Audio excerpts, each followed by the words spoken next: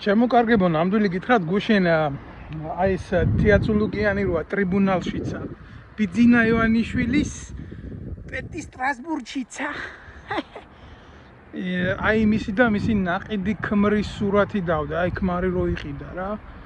ნარი მახინჯი იყო, მაგას ვინმე რო არ ეყიდა, რა ვიცი და. გამოდგნენ ეს ისინი, რა ქვია, კეთილის მოსურნე პროკოცები რა, ლატენტურად შებუთულები და ქართულ ოჯახზე რას ამბობდა? ერთი თქვენ ისა ცოტა უხეშად რო არ მოგმართოთ, მაგრამ ისე კი ხართ მოსამართი.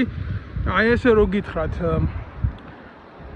საქართველოში ხო 800 ბავშვი კვდება გაეროს მონაცემებით წელიწადში შიმშილით. აი ამ ნაბოზვარმა ქალმა რა, თეა წულუკიანმა, წუკუტამ, მახინჯმა გოგომ. ჯერ მისი ქმარი იყიდა, მის დაქვემდებარებაში მყოფი პიტალო, სრული ამ სიტყვის მნიშვნელობა, გათხოვდა კაცი, რა პრობლემაა რა. ნახა წყარო მოკიდა ღელი.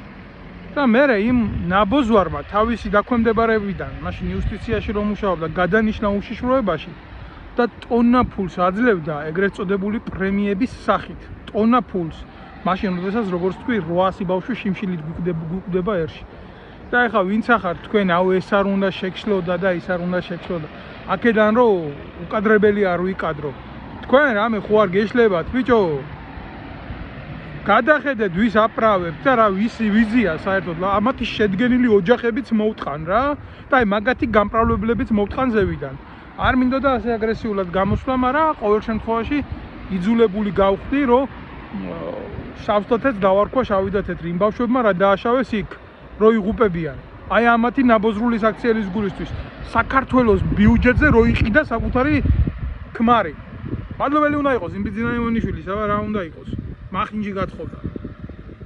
ქმარი იყიდა, თუ რა ვიცი რაც არის რა. არა, ატო საქართველოს ბიუჯეტის ხარჯზე. თუ ასე უქნია, საარი დახევია უგანარით რა.